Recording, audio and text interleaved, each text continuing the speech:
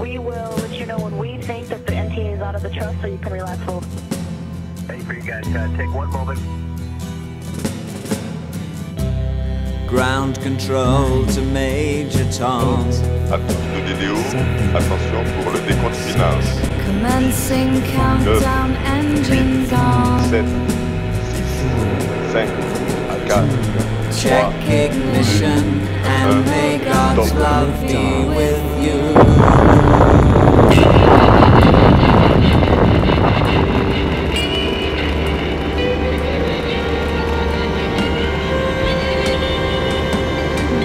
This is ground control to Major Tom. And see which way we ought to head.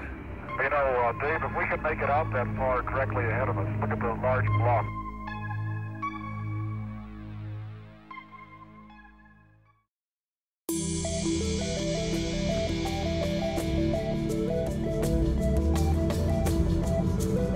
Le centre spatial guyanais est situé en Guyane française, sur la côte atlantique, près de l'équateur.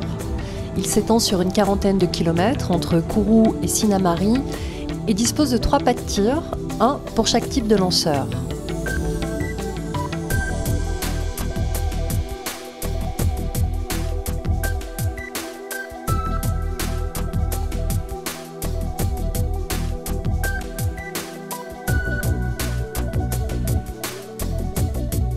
Le site de Kourou a été choisi notamment pour sa situation géographique proche de l'équateur qui facilite la mise en orbite des satellites et permet une vitesse de déplacement des fusées supérieure aux autres bases de lancement. 1700 km/h pour Kourou contre 1100 km/h pour Baïkonour en Russie. Voici le lanceur Ariane 5 version ECA, étage cryotechnique A, version 10 tonnes, sur sa table de lancement. À l'intérieur des boosters, vous avez une matière propulsive, ici, qui s'appelle Propergol solide. Celui-ci est inerte, bien entendu, donc vous pourrez le toucher sans aucun problème. Normalement, il a plutôt une couleur rougeâtre, un petit peu comme la moquette. Donc là, vous avez le canal de combustion, et la combustion se fait de l'intérieur vers l'extérieur, du haut du booster vers le bas, d'un seul trait. Et le Propergol, c'est ce qu'on pourrait apparenter un petit peu à de la poudre à pétard. À partir du moment où ça va commencer à se consumer, ça va se consumer entièrement. Avec ses 3 fusées de différentes puissances, Ariane 5, Soyouz et Vega, l'Europe dispose désormais d'une panoplie complète pour s'adapter aux demandes du marché de l'espace. À tous de DDO, attention pour le décompte final. 10, 9, 8, 7, 6, 5, 4, 3, 2, 1, top. Allumage, décollage. Tous les paramètres à bord sont normaux. Ni media de communauté Guyane française, comme Bouchinengue aqui, o trabalho com the international market, o trabalho no sutico des IPC Watafua de Guyane française. Uma sutico. Bienvenue à la Guyane française. Bienvenue chez moi, j'espère que vous avez bien mangé. Voilà.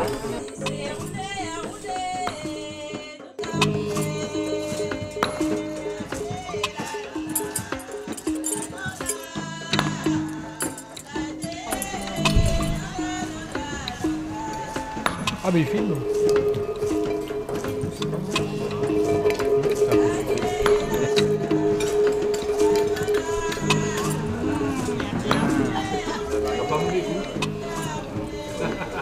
Excusez-moi, c'est quoi tu manges Oui, c'est du manioc.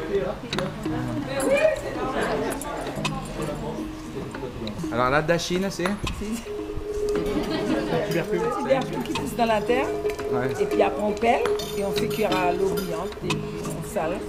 C'est un peu comme la pomme de terre. Par contre, c'est un goût de fond d'artichaut, je ne sais pas si vous avez remarqué. C'est vrai, c'est un petit goût de fond d'artichaut.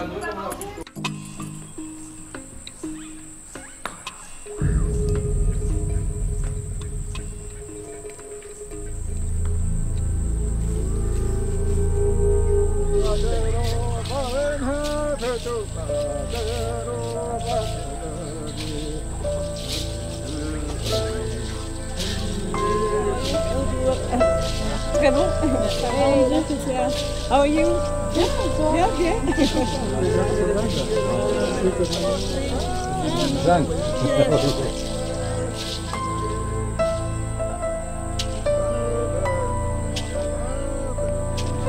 Bonjour. Bonjour. On est où ici alors? En Guyane, sur le territoire des savanes, plus particulièrement au centre Kalawashi à Koro. Donc c'est un centre amérindien qui essaye de valoriser la culture amérindienne et de faire découvrir donc, les us et coutumes, etc. aux visiteurs. Donc là, le pays d'Inois, ils vont pouvoir visiter le site, le musée et découvrir en même temps voilà, la culture amérindienne.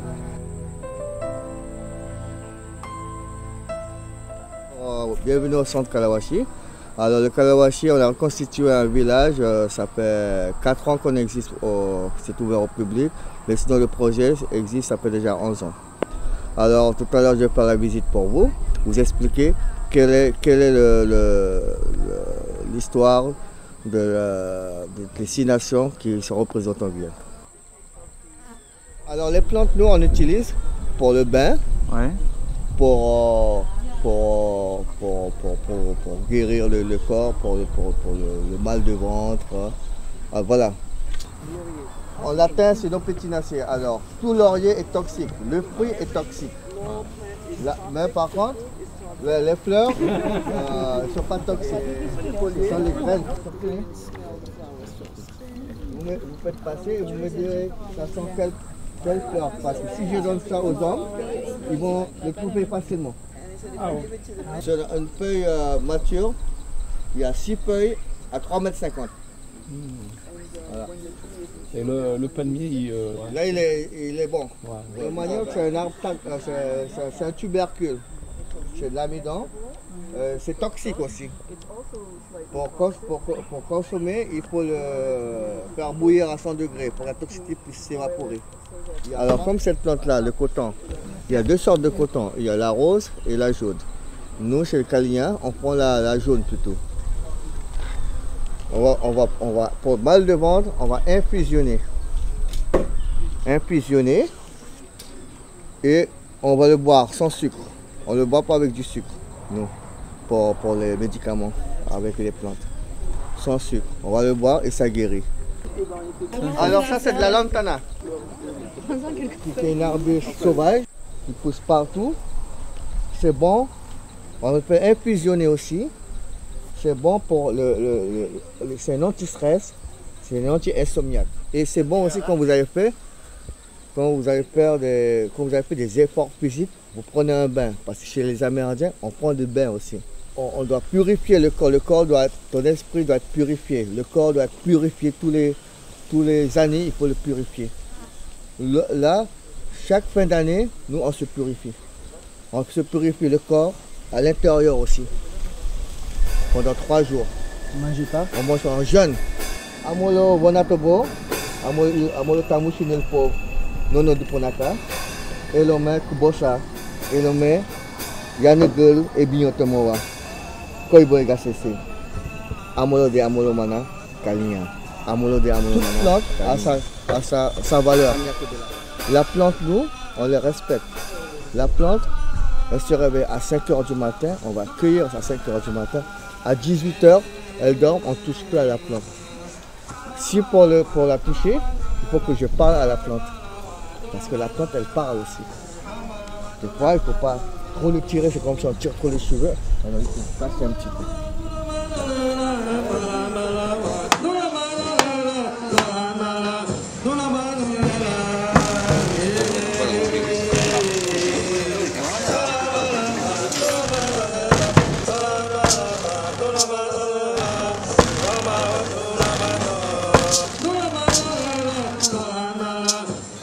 Donc ici c'est l'un des premiers uniques écomusées amérindiens de Guyane. C'est privé, donc voilà. Enfin, il y a pas mal de financement européen, le FEDER. En Guyane française, il y a 6 tribus. 3 habitent sur le littoral guyanaise et 3 à l'intérieur du pays. Sur le littoral guyanaise, il y a les Galibis, une forte population amérindienne de Guyane. Ce sont les Galibis. Alors les Galibis sont une forte population dans la région de Suriname, entre le Suriname et la Guyane. Les Arawaks qui sont au Guyana, au Suriname et très peu en Guyane. Après les palicots, qui sont à la frontière du Brésil, près du fleuve Oyapa.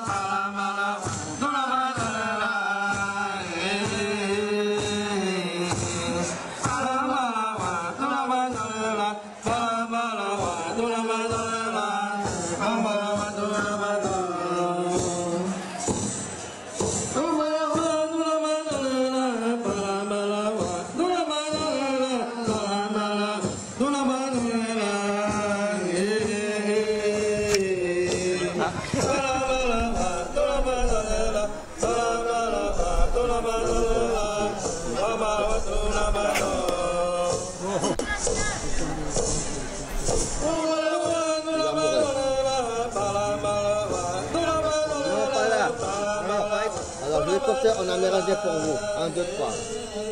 Henri, Oko, Ola. Moi je suis à l'envers. Non mais elle a remarqué dans le programme. Elle m'a rappelé ça et une fois.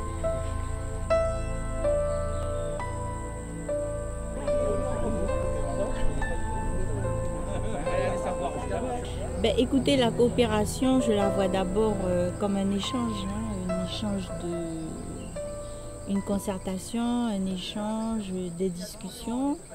Nous sommes en Guyane, sur un continent sud-américain, et pour nous, la coopération régionale, elle est importante. Nous sommes entourés donc d'un géant, le Brésil, et puis du Suriname, ancienne Guyane hollandaise.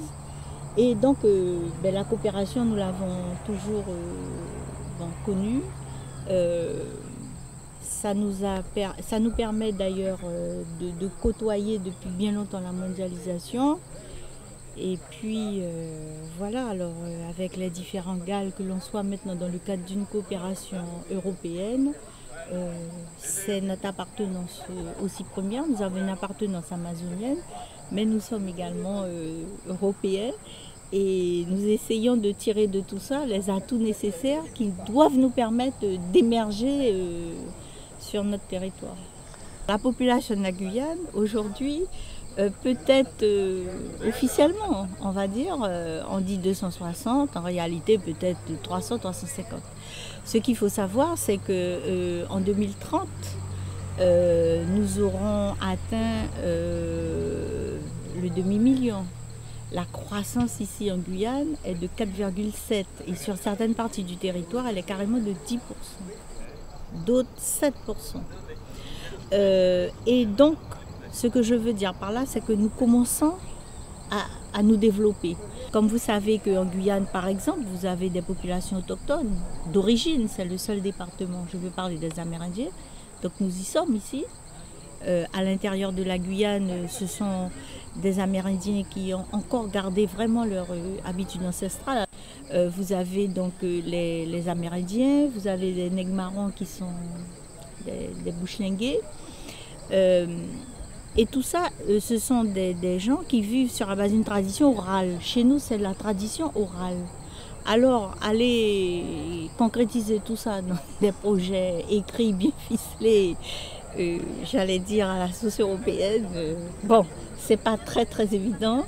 C'est ce qu'il nous faut en tout cas réussir à faire, à mettre en place de l'ingénierie, à mettre en place des soutiens de façon à pouvoir aider et que nous puissions en retirer donc tous les profits possibles. Alors dans le domaine de l'élevage, dans le domaine de la production des produits, le tourisme également, on a déjà, vous voyez, on n'a pas besoin de forcer la nature, on a déjà tout, il suffit maintenant de l'organisation. On pense aussi s'orienter vers les labels, le marketing territorial, enfin voilà, il faut préparer tout ça. Avec cette population qui arrive, on pense tout de suite aux infrastructures, etc. Alors, il y a des programmes, mais À mon avis, on a surtout beaucoup fait de l'animation. Il faudrait aller aujourd'hui beaucoup plus en profondeur au niveau de l'agriculture. Mais pour cela, il faut avoir une connaissance parfaite de la technicité qui est demandée et que l'on n'a pas. Voilà. Il y a beaucoup de projets, peut-être pas les projets auxquels nous aurions aspiré. Je pourrais dire qu'on balbutie pour le moment, mais que la région étant programmatrice, comme vous savez, demain est gestionnaire des fonds européens, le programme leader a une place.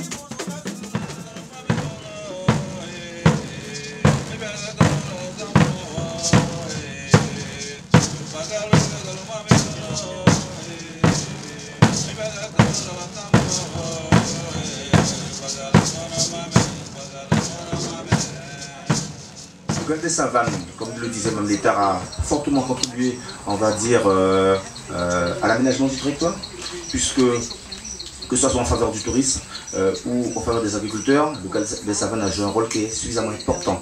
Sur Sinnamary, vous verrez les applications, notamment l'aménagement qu'on a fait par rapport aux subventions que nous avons obtenues.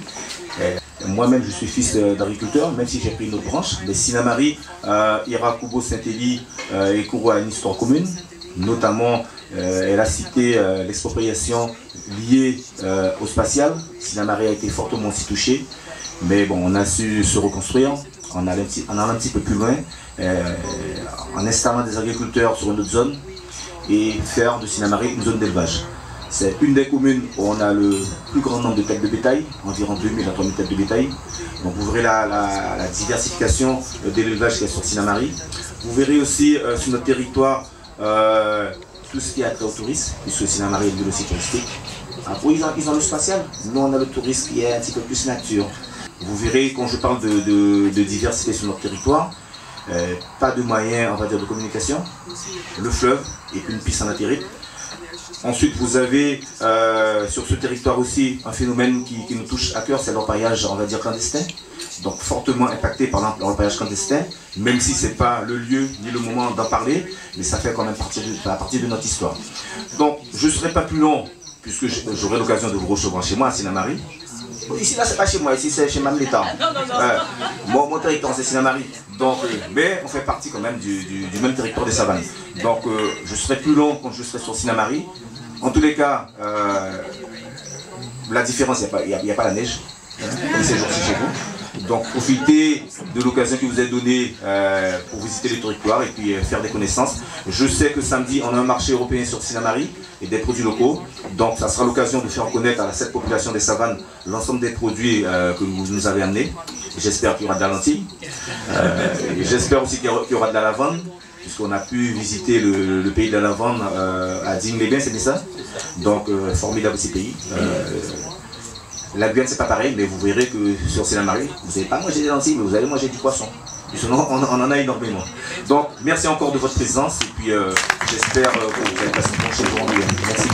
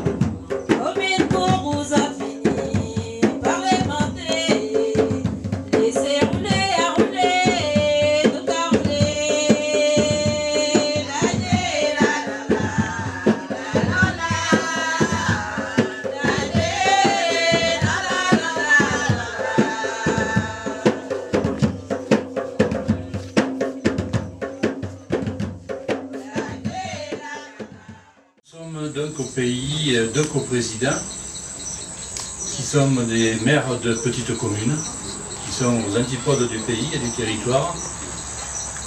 Pour vous citer donc mon collègue qui est Bernard Bartolini, qui est maire de Prat-Tebléon, une petite commune de 350 habitants. Moi je suis le maire plus provençal, je dirais. Ma commune est Bradas, elle compte 500 habitants et on est à 450 mètres d'altitude. Alors vous voyez la disparité qu'on peut avoir entre les deux territoires, mais tout ça dans le territoire du Pays d'Inois. Alors le Pays d'Inois a cette particularité d'englober le Gall du Pays d'Inois d'ailleurs, dont la présidence est assurée par mon collègue Bernard Bartolini, qui s'excuse de ne pas pouvoir être là, et pourtant il a suivi le programme depuis le début, et ça l'a bien gêné d'avoir à s'excuser, parce qu'il s'était engagé sur d'autres responsabilités, donc il n'a pas pu être là. On vous remercie tous de votre accueil. Sur la journée qu'on a déjà passée ici, c'est très très chaleureux. Peut-être c'est le soleil qui fait ça, mais je crois que votre chaleur interne a été bien perçue par nous, et la petite délégation qui a pu se déplacer de métropole ramènera, je crois, des souvenirs importants et de la matière pour dire à nos élus, parce que c'est vrai que bon, on sent bien les esprits de clocher entre vous, hein. C'est chez nous, c'est pareil. Vous ne faites pas de ville, mais chacun veut défendre son territoire et c'est tout à fait normal, on a été élus pour ça. Mais ça n'empêche pas l'intelligence humaine de parler avec les autres et d'arriver à monter des programmes comme nous le faisons sur les pays et à créer une coopération sur un territoire, parce que tous les territoires en ont besoin. Voilà, merci.